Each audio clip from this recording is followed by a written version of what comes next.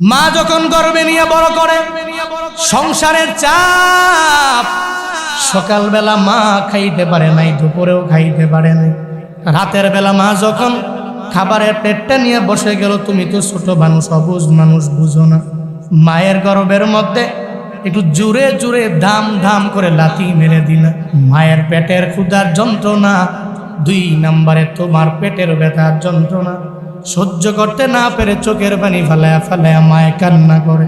শাশুড়ি যা জিজ্ঞাসা করে, বৌমা চোখের পানি ফালায়া কান্না করো কেন? বলে, আমি এমনিতেই কান্না করি, মনটা আমার ভালো লাগে না। একটা বারের জন্য বলে না, পেটের ভিতরে আমার সন্তানটা আমার পেটের জোরে জোরে লাথি মেরে দিল, একটা বারের জন্য বলে না রে বাবা। ওই মায়ে তোমার আমার জন্য গর্বে নিয়ে কষ্ট করলো, এরপরেও তুমি মায়ের ভুইলা যাও। আল্লাহ পাক বলেন, এরপরে দুনিয়াতে আসার সময় বালতি বড়া রক্ত তোমার আমার জন্য মা ঝরাইলো। মাঝে মাঝে তুমি ক্লিনিকে যাও, কত মায়েরা সন্তানের জন্য নিজের জীবনটা পর্যন্ত দিয়ে দেয়। রাজশাহী মেডিকেল কলেজের একটা ঘটনা আমি প্রায় জায়গায় গেলে ইন্সপায়ার করার জন্য বলি, যেই সমস্ত সন্তানেরা একটু বড় হয়ে যাওয়ার পরে মায়ের ভুইলা যাও, মনোযোগের কান লাগায় শোনো রে বাবা, তোমার আমার মায়ে দুনিয়াতে আসার সময় কি পরিমাণে কষ্ট তোমার আমার জন্য করলো। রাজশাহী মেডিকেল কলেজে একটা গর্ভবতী প্রেগনেন্ট মহিলাকে যখন নিয়ে আসা হল, সন্তান দুনিয়া আসবে, বেডের মধ্যে শুয়ে যখন চেক আপ শেষ করার পরে এখন সিদ্ধান্ত হয়ে যাও, একজনের দরবার থেকে, গার্ডিয়ানের কাছ থেকে সিদ্ধান্ত নেওয়া লাগবে। কি সিদ্ধান্ত? বলে, মাটাকে দুনিয়াতে বাঁচায় রাখতে চাইলে সন্তানটারে পাওয়া যাবে না, যদি সন্তানটারে চায় তাহলে মাটারে পাওয়া যাবে না। সিদ্ধান্ত একটা নেওয়া লাগবে, হয়তো একজনের বাদ দেওয়া লাগবে, না হয় আর একজনের রাখা লাগবে। একজন থাকবে, একজন দুনিয়া থেকে বিদায় নিয়ে চলে যাবে। এই সিদ্ধান্ত নেওয়ার জন্য এবার ওই মহিলারা জিজ্ঞাসা করে, আপনার স্বামী কোথায় জানায় দেন? বলে, আমার স্বামী ওই দেখেন হসপিটালের বেডের এক পাশে দাঁড়ায় ওয়েটিংয়ে আছে, সন্তান কোনটা দুনিয়ার মধ্যে আসবে। সন্তানটারে পাওয়ার পরে কুলের মধ্যে নিয়ে একটা বাবায় কি পরিমাণে বান্দা খুশি হয়ে যায়। এটার জন্য আমার স্বামী হসপিটালের পাশে দাঁড়ায় ওয়েটিংয়ে আছে, অপেক্ষায় পড়ে আছে, ওখানে যান না। ডক্টরেরা চলে গেল, ওখানে যায় যখন বলে, আপনি মহিলার স্বামী নাকি? বলে, হ্যাঁ আমি ওই মহিলার স্বামী।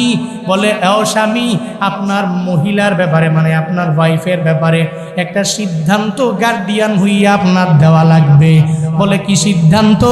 বলে, বউটাকে চান নাকি আপনার সন্তানটারে চান? বলেন না, একজনরে বাদ দিলে আর একজন পাবেন, ওইজনরে বাদ দিলে একজনরে পাবেন, দুইজনের একসঙ্গে পাওয়া যাবে না। একজন বাবা হইয়া যখন এই কথা শুনতে পারি, বাবা হইয়া তো জীবনেও বলতে পারবে না সন্তানটারে বাদ দিয়া দাও, আমার বউ লাগবে, এটা জীবনেও কোনোদিন কোনো বাবা বলতে পারবে না। বাবায় কিছু বলে না, বাবার ডানে তাকায় বামে তাকায়, কিংকর্তব্য বিমূঢ়ের মতো হয়ে গেল, কিছুই বলতে পারে না। ডক্টরেরা একবার দুইবার বলার পরেও যখন কিছু বলে না, এবার ডাক্তারেরা বলে, এই জায়গায় দাঁড়াইয়া সময়টাকে দেরি করা যাবে না, সিদ্ধান্ত যা নেওয়ার আমরা সবাই মিলে সিদ্ধান্ত নিয়ে নিব। আহার গার্ডিয়ানের দরবার থেকে সিদ্ধান্তের প্রয়োজন নাই। দুইজনে এবার রওনা।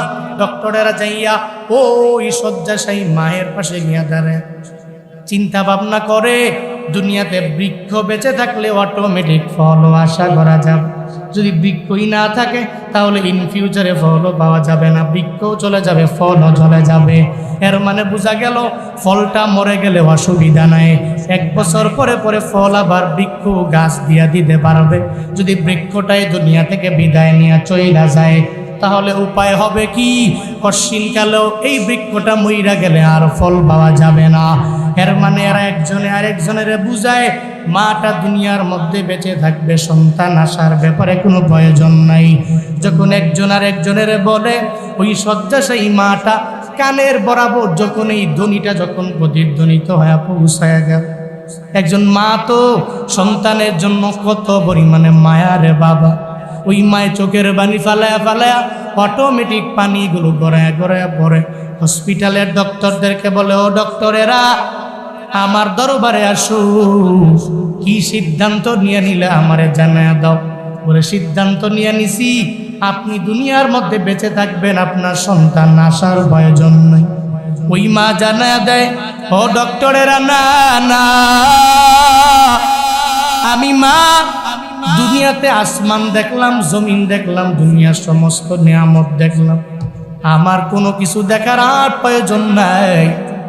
সন্তান আমার দুনিয়া আসবে, আসমান দেখবে, জমিন দেখবে, দুনিয়ার সমস্ত নিয়ামতগুলো আমার সন্তান ভোগ করবে। আমি মায়ের জন্য চোখের পানি ফালাম, মুনাজাত ধরে দোয়া করবে, আমার আর কিছু লাগবে না, লাগবে না, আমার প্রয়োজন নাই। ওই মা সঙ্গে সঙ্গে জানায়, ও ডক্টরেরা, তোমাদের ডিসিশনটারে তোমরা পরিবর্তন করে নাও। আমি মা দুনিয়ায় থাকবো না, আমার সন্তান দুনিয়ায় থাকবি। যখন তার বাবা দরবার থেকে আমি মায়ের ব্যাপারে, স্যাক্রিফাইসের ব্যাপারে জানবে, তখন সে চোখের পানি ফালায় যদি রবের দরবারে দোয়া কইরা দেয়, আমার সন্তানটাকে আমি গর্বের মধ্যে নিয়ে আমার মাওলার দরবারে আবদার জানাইলাম, আল্লাহ গো, একটা সন্তান তুমি যদি আমায় দাও, আমি মাদ্রাসায় পড়াইয়া হাফেজে কোরআন বানায়া দিব। আমি এমনকি কত রাতের বেলা আমি আমার স্বামীরে জানাইলাম, স্বামী আমার, স্বামী গো, আমি যদি দুনিয়া থেকে বিদায় নিয়েও যদি চইলা যাই, আমার সন্তান দুনিয়া আসার পরে ওরে মাদ্রাসায় পড়াবেন, স্কুলের বারান্দায়ও নিবেন না, একটু হাফেজ বানায়া দিবেন, একজন আলেমে কোরআন যদি বানায়া দিতে পারেন, আমি মায়ের মনটা বড় শীতল হয়ে যাবে।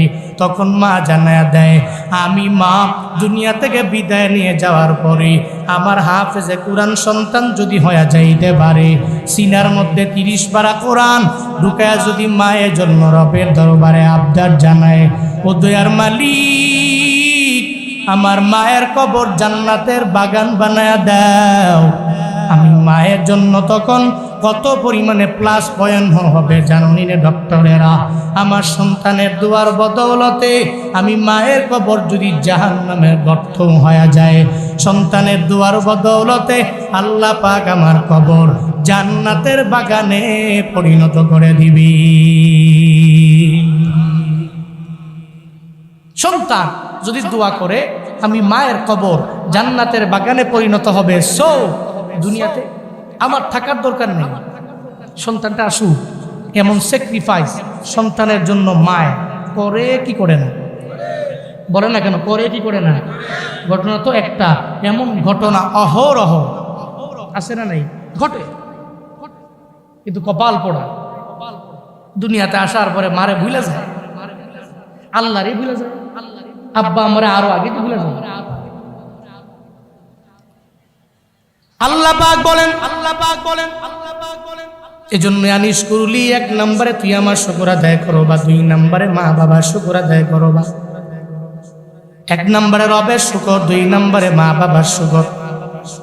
এবার শুকরের তাফসীর করতে যাইয়া মুফাসসিরিনে কেরামগণ জানায়া দিলেন, কোন বান্দা যদি 1 নম্বরে আল্লাহর শুকর আদায় করে, 2 নম্বরে মা বাবার শুকর আদায় করে, আমার মাওলা ওই বান্দাকে মায়া করে রবের জান্নাতে ঢুকায়া দিবে। আল্লাহ রাজি, মা বাবা রাজি থাকলে আমার মাওলা রাজি হয়ে যাবে। মা বাবা রাজি না, এর মানে আমার আল্লাহ রাজি না। মদিনাওয়ালা নবী বলেন, ও আমার উম্মতেরা, তোমার মা বাবা রাজি তো আল্লাহ রাজি, মা বাবা রাজি না তো আমার মাওলা রাজি হবে না। ও বান্দারা, এবার জন্য মুফাসসিরিনে কেরামগণ জানায়া দেয়, কোন সন্তান যদি তার মা বাবার দোয়া নিয়ে অগ্রগামী হইয়া রবের শুকর যদি আদায় করতে পারে, ওই বান্দা জান্নাতি হয়ে যাবে। আল্লাহ তারে মায়া করে জান্নাতের মধ্যে ঢুকাইয়া দিবে। এর মানে এটাও বোঝা যায়, মা বাবার শুকর আদায় মানে ওই মা বাবার থেকে দোয়া নিয়ে অগ্রগামী হয়ে যাওয়া, ওই মা বাবার দোয়া নিয়ে আগায় যাওয়া। দুনিয়াতে যেই বান্দারা অনেক পরিমাণে দামি হয়ে গেল, এরা কেমনে দামি হলো বলে মা বাবার দোয়ার মাধ্যমেই হয়ে গেল। আর দুনিয়ার আর কারো দিকে তাকায়েন না, আমি আমার নিজের জিনিসটাই তো ভাবি রে বাবা। এই যে পুরা বাংলাদেশে ঘুইরা ঘুইরা বিভিন্ন জেলায় জেলায় বয়ান করি, আমার ইলিম নাই, আমলের ধারে কাছেও আমি নাই, কোনো পুঁজি আমার নাই। এরপরও প্রতিদিন মানুষ কেন বারবার আবদার জানায়, হুজুর আমার এলাকায় বয়ানের জন্য যাওয়া লাগবে। মানুষ এত কেন মহাব্বত করে? বলে আমার নিজের কামালিয়াত বিন্দু থেকে বিন্দু মাত্র পরিমাণ নাই, সব হলো আমার মাওলার দয়া আর আমার মা বাবার দোয়া। পৃথিবীর যত বড় বড় স্কলার, এত দামি স্কলার যারা হয়ে গেল, একটু ব্যাকগ্রাউন্ডে দেখেন, সব হলো মা বাবার দুয়ার বদৌলতে হয়ে গেল। কাবা শরীফের একজন ইমাম আছে আব্দুর রহমান আস-সুদাইসি, যার নাম কাবার বড় ইমাম, যার তিলাওয়াত শুইনা মুসল্লিরা চোখের পানি ফেলায়া কান্না করে। ওই কাবার বড় ইমাম আব্দুর রহমান আস-সুদাইসির সাংবাদিকেরা একদা জিজ্ঞাসা করে, এই কাবার বড় ইমাম, এত বড় ইমাম কেমনে হয়ে গেলেন বলেন না? কই আমার ইলমের পাওয়ারে হই নাই, আমার আমলের পাওয়ারে হই নাই, আমার হিলমের পাওয়ারে হই নাই, বরং আমার মা বাবার দোয়ায় আল্লাহ আমারে কাবার বড় ইমাম বানায়া দিয়েছে। কার দোয়ায়? মা বাবার দোয়ায় আল্লাহ আমারে কাবার ইমাম বানায়া দিয়েছে। এর অবাক কি কোন কেম? আব্দুর রহমান আস-সুদাইসি বলতে লাগলেন, মক্কাতেও আমার বাড়ি না, মদিনার মধ্যেও আমার বাড়ি না, আল কাসিম শহরের মধ্যে আমার বাড়ি। ওই শহর থেকে ছোটবেলায় আমার মা যখন আমার উমরা করার জন্য নিয়ে আসে, আমি মায়ের সঙ্গে সঙ্গী হইয়া উমরা করার জন্য বাইতুল্লাহ চলে আসলাম। বাইতুল্লাহ আসার পরে আমার মা আমারে বলে, সন্তান,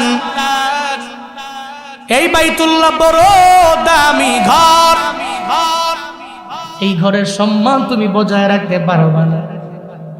আমার মা আমার সঙ্গে করে লইয়া মাথা ফেরে এক সাইডে নিয়ে দাঁড় করে রাখে, মায়া আমার সঙ্গে করে নিয়ে তাওয়াফ করে না।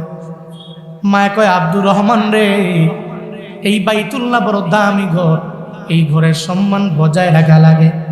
বেয়াদবি হয় এমন কোনো কাজ এই বাইতুল্লাহর সাথে করা যাবে না।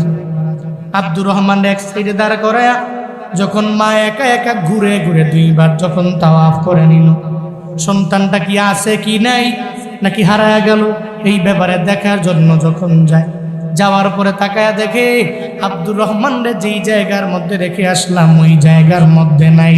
এবার মায়ের মনটা তো এমনিতে উতাল বাদাল হয়ে যাওয়ার কথা, এটাই তো স্বাভাবিক ব্যাপার। বলে, সন্তানটার এক জায়গার মধ্যে আমি রেখে আসলাম, ওই জায়গার মধ্যে কেন নাই? এত ভিড়ের মধ্যে যদি হারায়া যায় তো মায়ের মন তো মানায় না। মায়ের মনে মনে চিন্তা ভাবনা করে, একবার যদি আব্দুর রহমান হারায়া যায়, আমি কোথাও গেলে আমার আব্দুর রহমান রে আমি খুঁজে পাবো না। কারণ ওই বাইতুল্লাহ পুরা বিশ্ব থেকে মানুষগুলো উমরা করার জন্য যায়, হজের জন্য যায়, ওই বাইতুল্লাহ তাওয়াফ করার জন্য মানুষ ব্যাকুল হয়ে যায়। ওখানে ধনী গরিব পার্থক্য নাই, এমপি মন্ত্রী মজুর কুলি কোনো পার্থক্য নাই রে বাবা। পুরা বিশ্বের মানুষেরা, মুসলমানেরা ওই বাইতুল্লাহ তাওয়াফের জন্য রওনা হয়ে যায়। হঠাৎ করে কেউ হারায় গেলে, এখন তো পাইতে সহজ, অনলাইনের যুগ, তখন তো অনলাইনও নাই, তখন অফলাইনের যুগ ছিল। হারায় গেলে তো মায় কোথায় গিয়ে আব্দুর রহমানের খুঁজে পাবে? মায় চিন্তায় পড়ে গেল, আমার আব্দুর রহমান কোথায় রওনা হয়ে গেল, কোথায় চলে গেল। এবার মায় খুঁজার জন্য যখন আবার তাওয়াফের জন্য রওনা, তাকায়া দেখে রে ওই ছোট্ট বালকটা বাইতুল্লাহর কালো গিলাপ ধরে একা একা ঘুরে আর তাওয়াফ করার জন্য ব্যাকুল হয়ে যায়। মা যা বলে, ও আব্দুর রহমান, এই বাইতুল্লাহ বড় দামি ঘর, এই ঘরের সম্মান তুমি বজায় রাখতে পারবা না রে বাবা। এই ঘরের পবিত্রতা অনেক, এই ঘরের সম্মান তুমি বজায় রাখতে পারবা না। মা ধমক দিয়া দেয়, আর আব্দুর রহমান রে ওই জায়গা থেকে সঙ্গে করে লই, আগে যেই জায়গায় রাখছিলেন মাথা ফের এক সাইডের মধ্যে আবার নিয়ে রাইখা বলে, এই জায়গায় দাঁড়ায় থাকবা, কালো গিলাপ ধরে ধরে তাওয়াফ করার জন্য তোমার প্রয়োজন নাই। ধমক দিয়ে আবার রেখে আসলেন। মা যখন আবার একা একা ঘুরে ঘুরে তাওয়াফের জন্য রওনা, দুইটা চক্কর আবার দিলেন, এরপরে আবার আব্দুর রহমান আগের জায়গায় আছে কি নাই, ওখানে যাওয়ার পরে আবার যখন যায় দেখে আব্দুর রহমান রে যেই জায়গার মধ্যে রেখে আসলো ওই জায়গার মধ্যে আব্দুর রহমানের পাওয়া যায় না। এবার মায়ে মনে মনে মনে মনে চিন্তা ভাবনা করে, হায় রে, সন্তানটাকে মানা করার পরেও আবার ওই জায়গার মধ্যে নাই। সে আবার কালো গিলাপ ধরে তাওয়াফের জন্য মনে হয় ব্যাকুল হয়ে গেল। রবের ঘর তো দামি, এই দামি ঘরের সাথে যদি কোনো একটা বেয়াদবি হয়ে যায়, একটা অসম্মানী যদি হয়ে যায়, তাহলে তো কত পরিমাণে আমার মাওলা তার প্রতি রাগান্বিত হয়ে যাবে।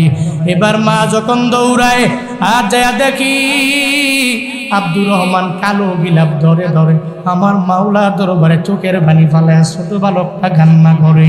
মায়ে যায় দেখে ছোট্ট বালক আমার সন্তান কালো গিলাপ ধরে তাওয়াফ করে আর কান্না করে। এবার মা কয়, আব্দুর রহমান রে, তোমার এক জায়গায় রেখে আসলাম, কেন তুমি ঘুরে ঘুরে তাওয়াফের জন্য ব্যাকুল হয়ে গেল? কি এমন এখানে পাইলা? কি আছে এখানে এমন? আব্দুর রহমান জানায় দেয়, মা, দুনিয়াতে কত ঘর আমি দেখলাম, কিন্তু কোনো ঘরের প্রতি এত পরিমাণে মায়া আমার জাগে নাই। এই বাইতুল্লাহ এত দামি ঘর, এই ঘরে আসলেই মজা লাগে, দেখলে আমার বড় মজা লাগে।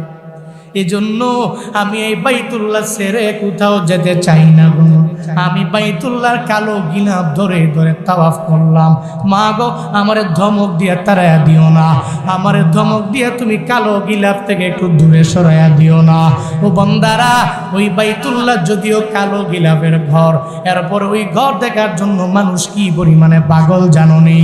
এখানে যারা আছেন অনেকে ডে লেবার, দিন মজুর মানুষ, দিনে আনে দিনে খায়, কোনো রকম চলাফেরা করে, অনেক দামি শান শৌকতের জিন্দেগি চালায় না, কোন রকম যার জিন্দেগি। এরপরেও যদি ওরে জিগাই বান্দা মনে আশা আসেনি মদিনায় যাওয়ার, কয় হুজুর বলেন কি, দোয়া কইরে আল্লাহ যাতে করে জীবনে একবার মদিনায় লয়া যায়।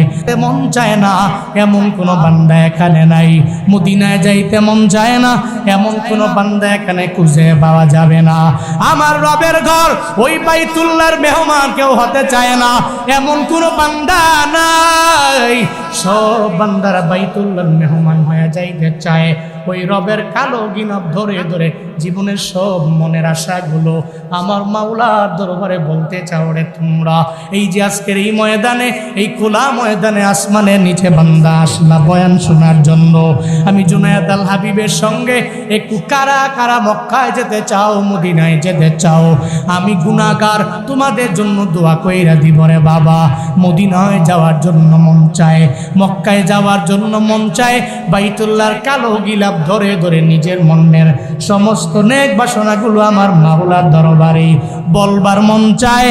কাদের কাদের মন চায়? দুইটা হাত তুইলা আমার মাওলারে দেখাও। আল্লাহ, জীবন একবার হলেও মদিনার জন্য, মক্কার জন্য আমাদেরকে আপনি কবুল করে নিয়েন। সকলেই পড়ি আমিন। আরো জোরে পড়েন আমিন। আল্লাহ, নবী যেই জায়গাগুলো পারায়া পা মুবারক দিয়ে যে জমিগুলোকে ধন্য করেছে, ওই জমিতে না নিয়ে একটা মুসলিমকেও তুমি মরণ দিও না। সকলেই পড়ি আমিন। আর একটু আওয়াজ করে পড়ে না আমিন। বড় আশা ছিল যাব মদিনায়। একটু মন থেকে দিল খুইলা পারবেন বলতে? হ্যাঁ, বলেন না। মনে বড় আশা ছিল,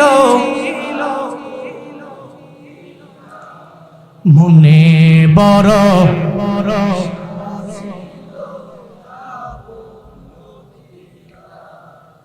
সালাম আমি করব গিয়ে, সালাম আমি করব গিয়ে নবীর রওজায়।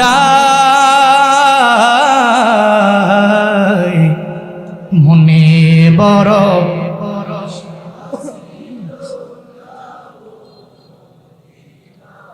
মনে বড় আশা ছিল, আরব সাগর পারি দিব, নাইকো আমার তোরি পাখি নয় তো উড়ে যাব জানাতে করি রূপ সাগর পারি দিব নাইকো আমার তোরি পাখি নয় তো উড়ে যাব জানাতে করি আমার আশায় আছি সম্বল নাই আশায় আছি সম্বল নাই করি কেউ পায় মনে বড়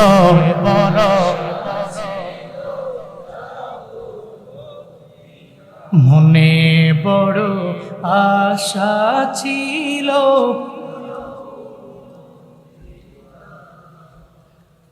মনে বড়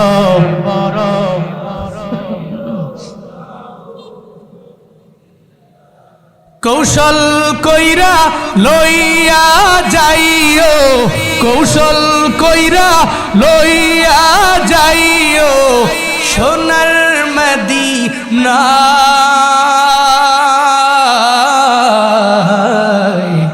মনে বড়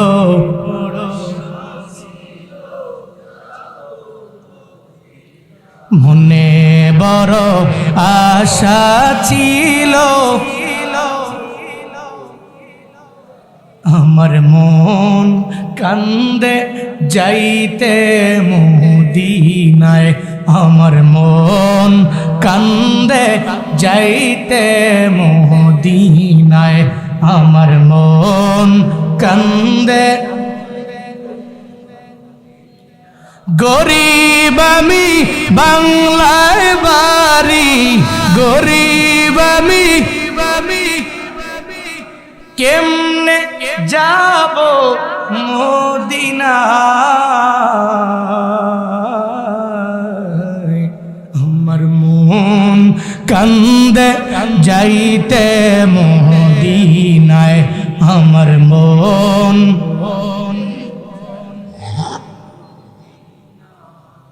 আমার মন কান্দে যাইতে মদিনায় আমার মন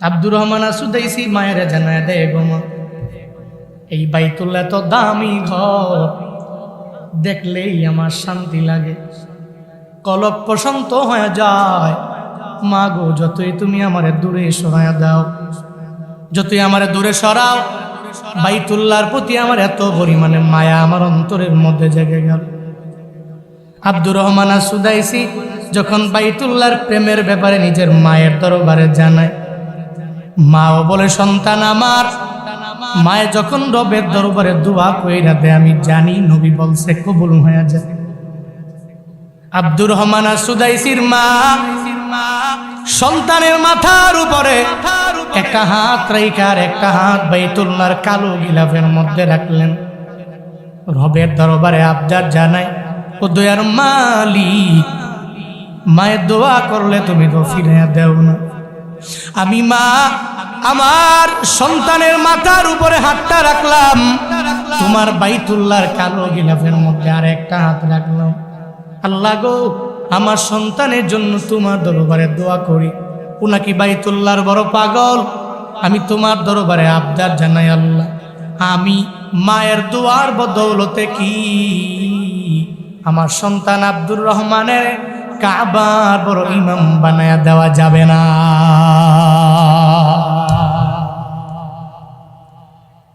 আজ ওই মায়ের দোয়া নিয়ে দৌড়ায় আব্দুর রহমান আসুদাইস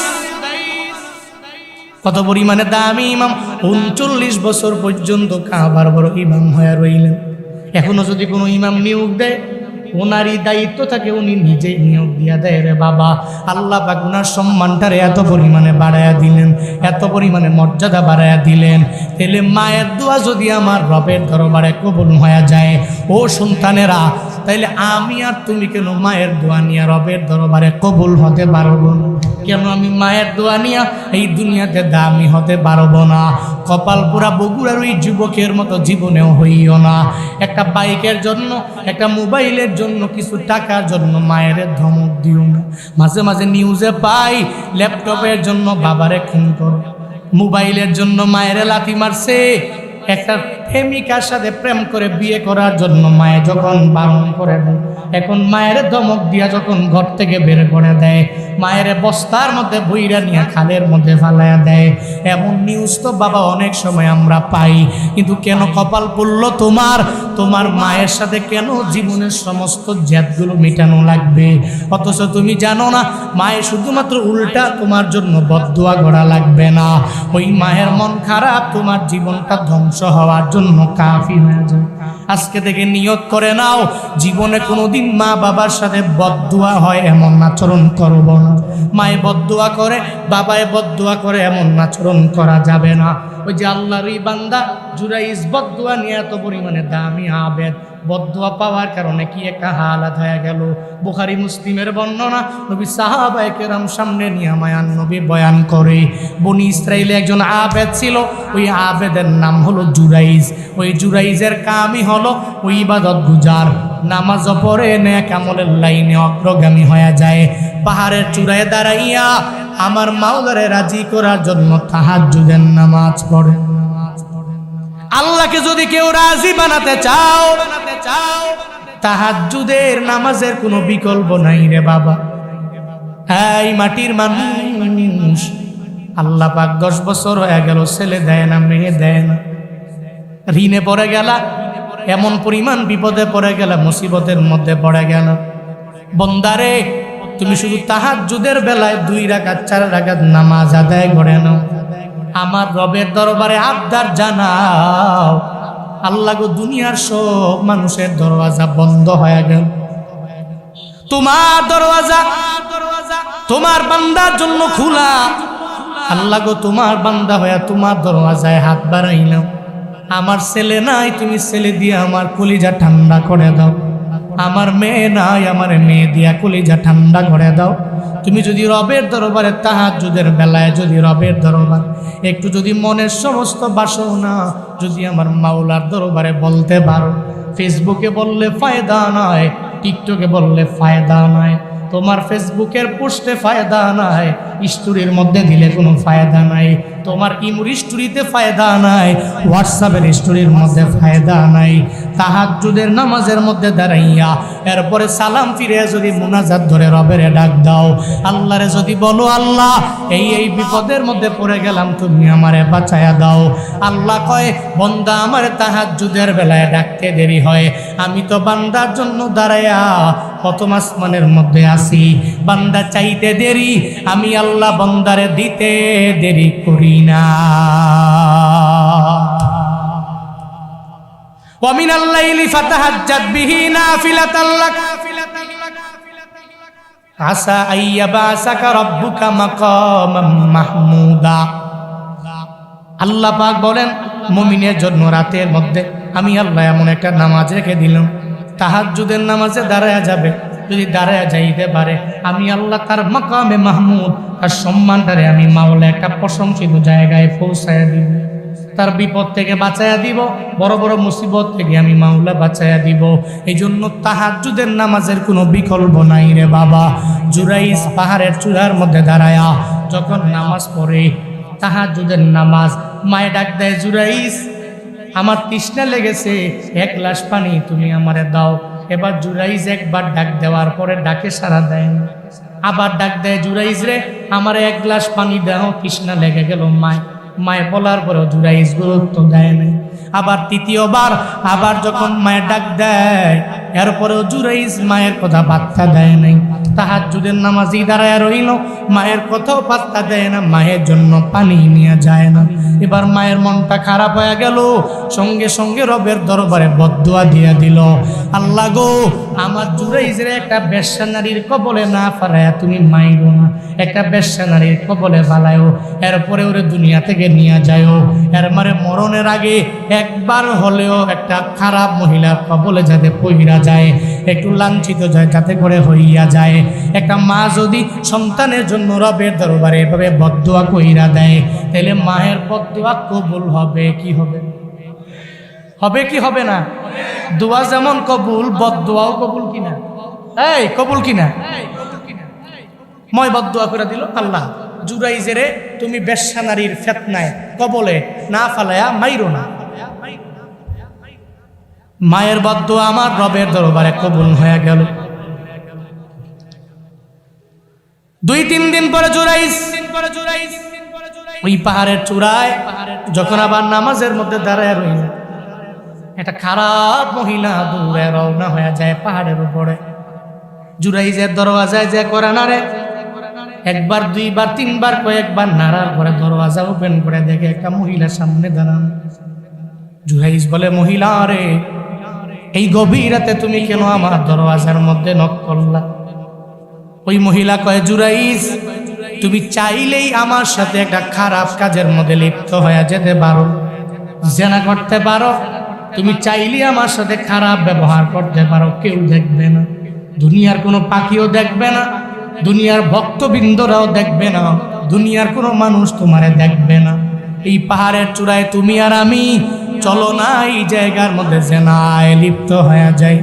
জুরাই জানা দেয়, এই মহিলা, তুমি আমারে চিনতে পারো নাই, দুনিয়ার পাখি দেখবে না, দুনিয়ার কোনো মানুষ দেখবে না, দুনিয়ার কেউ আমারে দেখবে না, কিন্তু একজন তো দেখে, চিল্লায়া বলো তার না।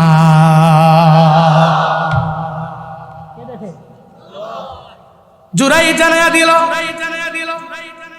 ও মহিলা, দুনিয়ার কেউ আমারে দেখে না, আল্লাহ আমারে দেখে, তুমি এই জায়গা থেকে নেমে যাও।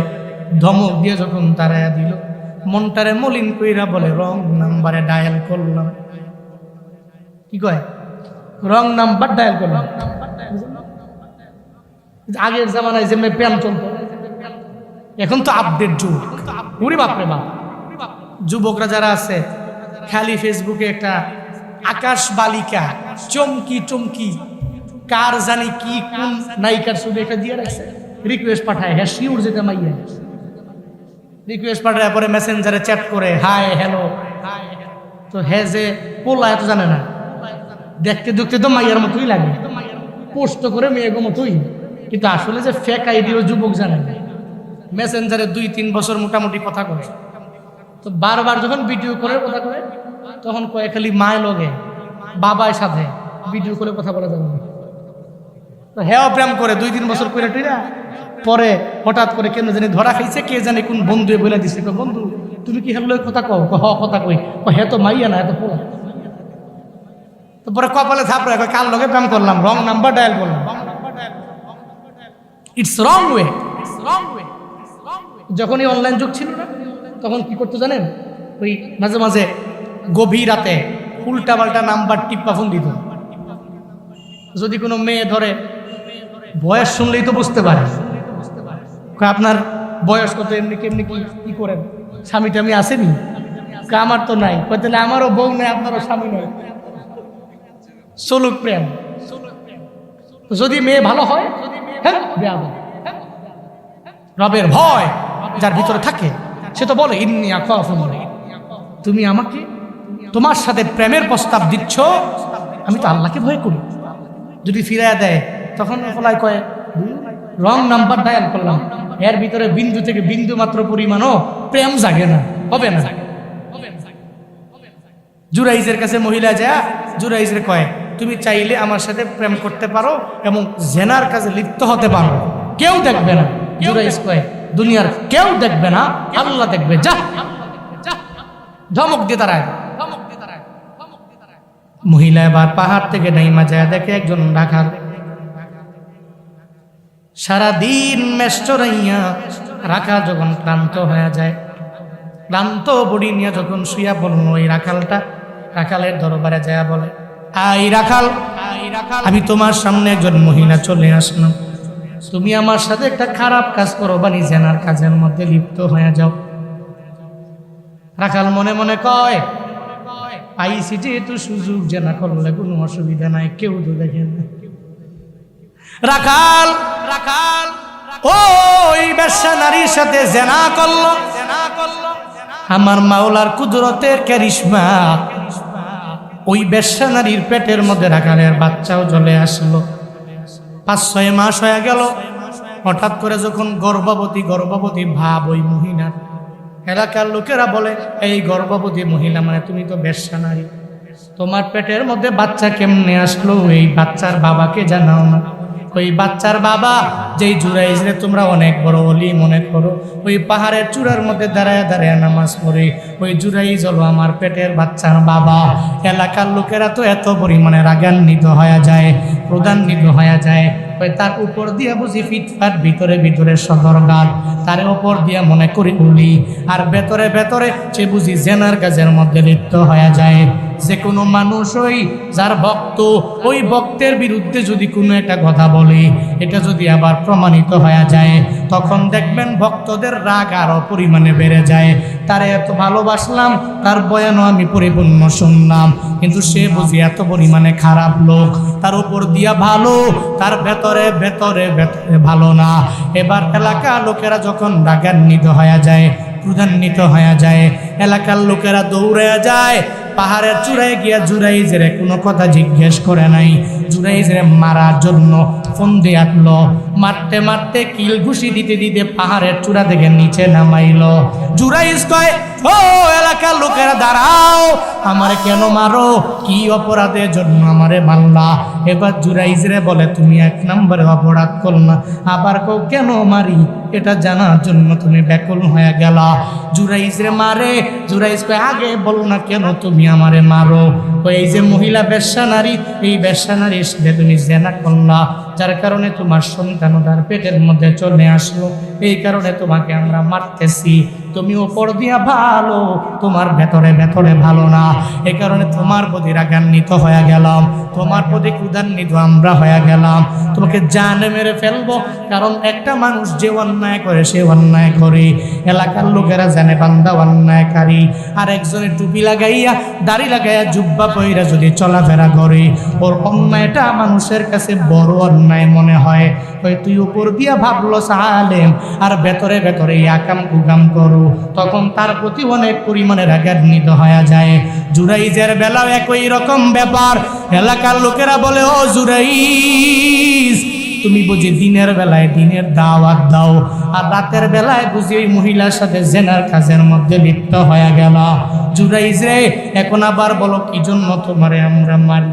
জুরাইজ মনে মনে কয়, আমি তো এই মহিলার সাথে কোনো খারাপ কাজের মধ্যে লিপ্ত হই নাই, বরং মহিলা আসার পরে আমি অ্যাকসেপ্ট না করে, ইগনোর করে ওই মহিলাকে পাহাড়ের চূড়া থেকে নামায়া দিলাম। এখন বুঝি এই মহিলা আমার ব্যাপারে এদের দরবারে বলল আমি নাকি এদের সাথে জেনার কাজের মধ্যে লিপ্ত হয়ে গেল। জুরাইজ মনে চিন্তার মধ্যে পড়ে গেল, কিন্তু আবেদ তো আমার মাওলার তো একজন প্রিয় বান্দা, তাহাজ্জুদের নামাজ পড়ে রবেরে বন্ধু বানায় আনেন। এবার ওই জুরাইজ মনে চিন্তা করে, এই বিপদ থেকে আমার মাওলা ছাড়া আমার কেউ বাঁচাইতে পারে না।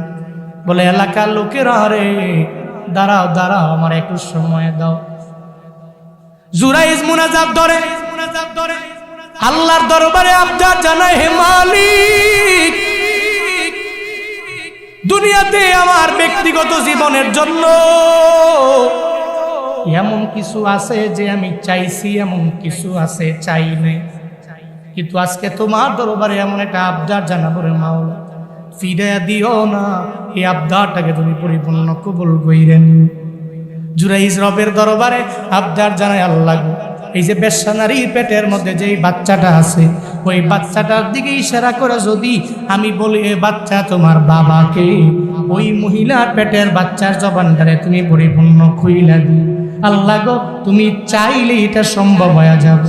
ওই বাচ্চাটাও সুন্দর করে মায়ের গর্ভ থেকে কথাও বলতে পারবে। এবার জুরাইজ রবের দরবারে আবদার জানাইয়া আল্লাহর উপরে কনফিডেন্স রাইখা এবার এলাকার লোকেদেরকে জানায়া দেয়, এলাকার লোকেরা তোমরা চিন্তা ভাবনা কইরো না, এখনই বলতেছি প্রমাণ হয়ে যাবে এই মহিলার পেটের বাচ্চাটা কার সন্তান, তার স্বামীকে, এর মানে তার সাথে কেউ অন্যায় আচরণ করলো, এই ব্যাপারে অটোমেটিক প্রমাণিত হয়ে যাবে, প্রমাণ হয়ে যাবে। এবার জুরাইজ কয় তোমরা একটু দাঁড়াও, আমার একটু সময় দাও। একটা শাহাদাতি আঙ্গুল বের করে এবার ওই বেশ্যা নারীর পেটের দিকে ইশারা করে বলে, এই বেশ্যা নারীর পেটের বাচ্চা, তোমার বাবাকে আমার রবের ইশারায় তুমি বইলা দাও। ওই জুরাইজ রবের দরবারে আবদার জানাইল, আল্লাহ জুরাইজের দোয়াটা পরিপূর্ণ কবুল কইরা নিল। ওই জুরাইজ শাহাদাতি আঙ্গুল দিয়ে ইশারা করতে দেরি হয়ে যায়, ওই মহিলার পেটের বাচ্চার জবান একজন খুলে দেয়, চিল্লায়া বলো তার না কাদের কুদ রতুদারি বরকামাল আন্তা রব্বি আন্তা হাসবি জুল জালাল তুহি কাদের জলিলুল্লাহ জাহাদা বহর হালে তুহি মেরা নেগাহাদা। আমার মাওলা ওই সন্তানের জবান যখন খুইলা দিল, ওই পেটের বাচ্চাটা জানায়া দেয় এলাকার লোকেরা, যেই জুরাইজ রে তোমরা দোষ দাও, ওই জুরাইজ আমার বাবা না। ওই যে রাখাল পাশে দাঁড়ায় আছে, ওই রাখাল হলো আমার বাবা। পেটের বাচ্চা জুরাইজ দোষ দাও, জুরাইজ আমার বাবা নয়, বাবা হচ্ছে ওই যে পাশে দাঁড়ায় আছে, উনি হচ্ছে আমার রিয়েল ফাদার। সঙ্গে সঙ্গে জুরাইজ মুক্তি পেয়ে গেল, আগের মতো আবার ইবাদত গুজার হয়ে গেল। নবী সাহাবায়ে কেরামকে বলে বুঝাইতে চাইলাম, একটা মায়ে যদি তোমার প্রতি অতিষ্ঠ হয়ে রবের দরবারে যদি একটা বদদোয়া করে, মৃত্যুর আগে হলেও ওই বদদোয়ার একটা ফল তুমি পাবেই পাবেই পাবেই পাবে। শতভাগ সত্য কথা। এই জন্য মনে রাখবেন, জীবনে চলার পথে খারাপ আচরণ হয় মার সাথে, খারাপ ব্যবহার হয় মায়ের সাথে, এমন আচরণ করা যাবে